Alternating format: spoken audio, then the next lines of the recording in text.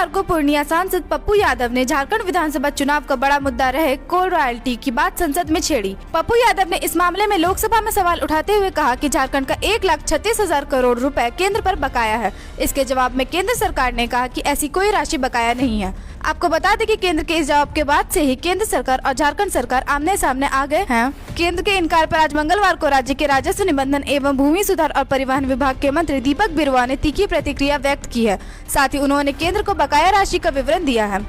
तो आखिर क्या है 1,36,000 करोड़ की बकाया राशि का पूरा मामला, आइए आपको समझाते हैं। आप जानते हैं कि झारखंड विधानसभा चुनाव से ही एक बड़ा मुद्दा रहे कोल रॉयल्टी के 1,36,000 करोड़ बकाया राशि के मुद्दे को सीएम हेमंत सोरेन, उनकी पार्टी और गठबंधन के नेताओं ने सदन से लेकर सड़कों तक उठाया है।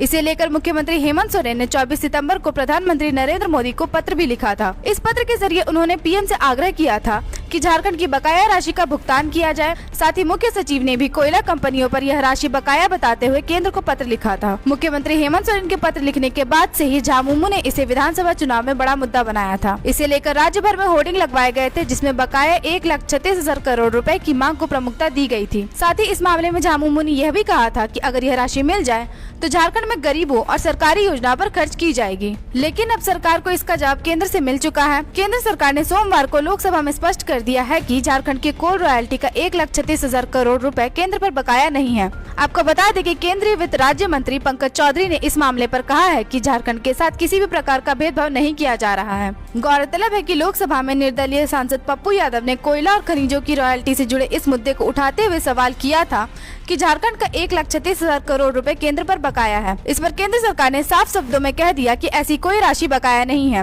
वहीं कोल रॉयल्टी के मद में बकाया 1,36,000 करोड़ रुपए देने से केंद्र सरकार के इनकार से झारखंड सरकार को बड़ा झटका लगा है। ऐसे में केंद्र के इनकार करने पर तीखी प्रतिक्रिया व्यक्त करते हुए राज्य के राजस्व निबंधन एवं भूमि सुधार और परिवहन विभाग के मंत्री दीपक बिरुवा ने बकाया राशि का विवरण दिया है।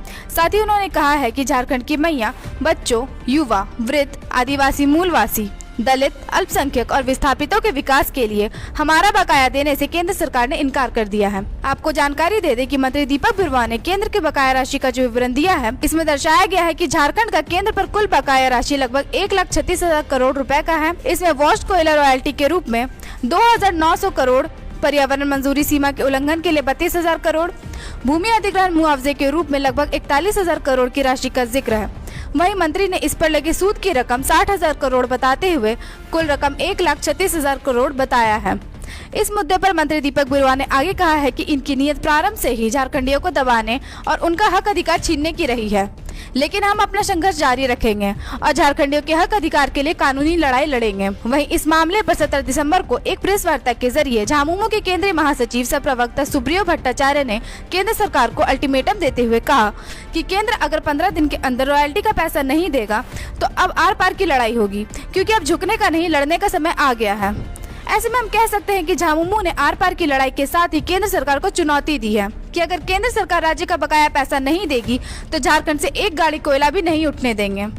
उन्होंने कहा कि लोकसभा में केंद्र ने जो जवाब दिया है कि झारखंड का कोई पैसा बकाया नहीं है, इस बात में तथ्य को छुपाकर कोल के पैसे का जिक्र नहीं किया गया है। साथ ही केंद्र के जवाब पर नाराजगी जाहिर करते हुए झामुमो ने कहा कि केंद्र सरकार को नाटक करना बंद करना होगा।